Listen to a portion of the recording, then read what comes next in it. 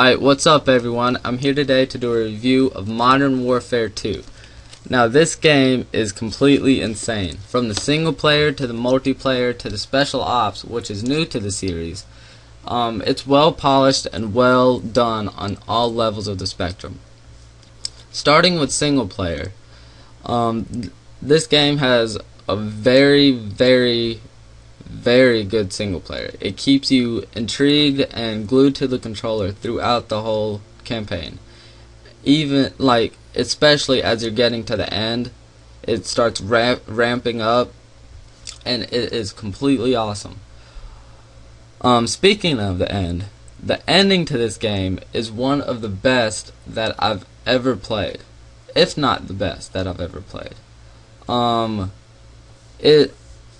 It had me standing up, screaming at my dude and screaming at the other dude, and it was awesome. But since I can't say much about the single player without spoiling it for people, I'm gonna move on to the multiplayer.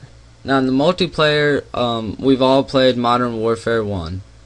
The multiplayer is basically that, just with updated graphics and everything. And new maps and weapons and stuff. But there are some negatives to the multiplayer.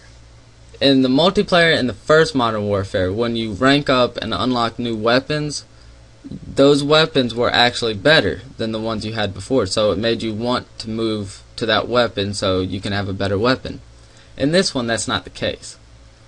The sniper rifle, for instance.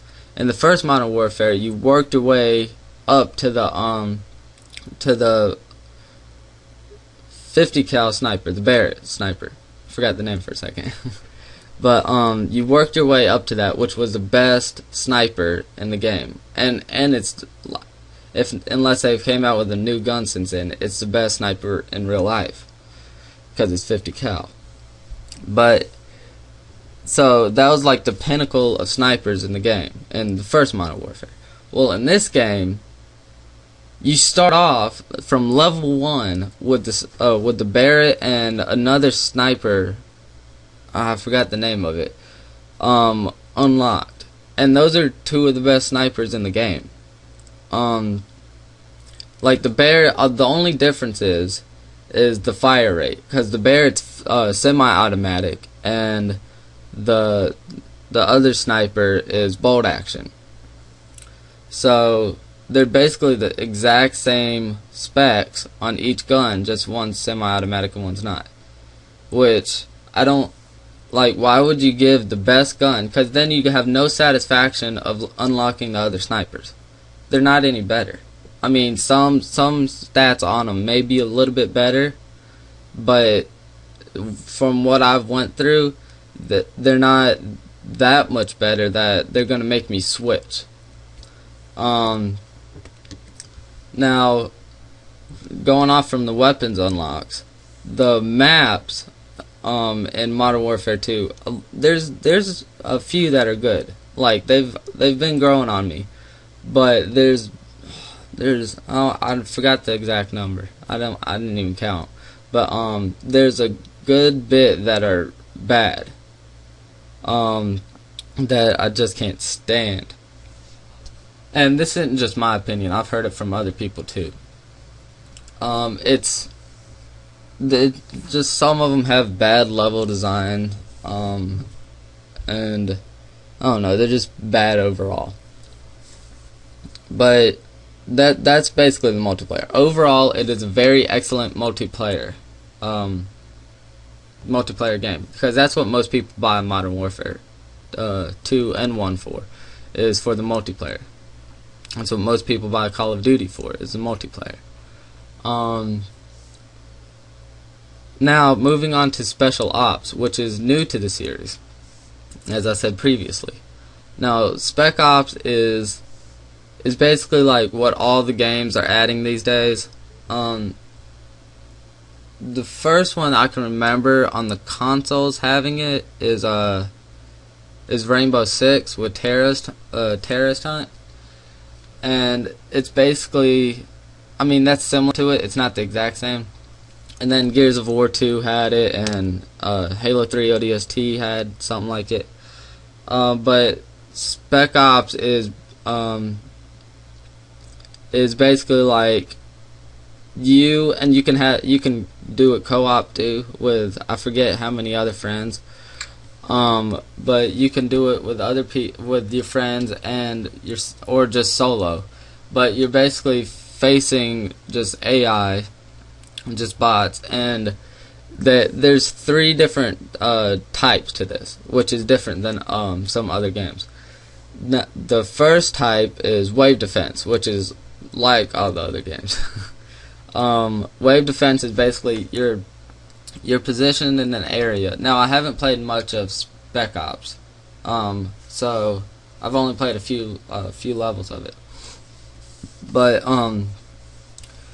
wave defense is where the one I played was you were stationed up in the 2-story building, and you had some weapons around. You had RPGs, some assault rifles, some LMGs, sniper. I think I said sniper. I don't remember. And basically there's just waves of enemies coming at you. The one I played, there was only up to 4 waves, or I think 4 waves. So, and it's not that hard to do, because they give you a predator missile like every 20 seconds, so you clear them out fast. That's on veteran too. The other type is assault, and now assault is I didn't really play this. I just looked at the description and kind of got what it meant. It's basically you go throughout. You don't have to defend anything.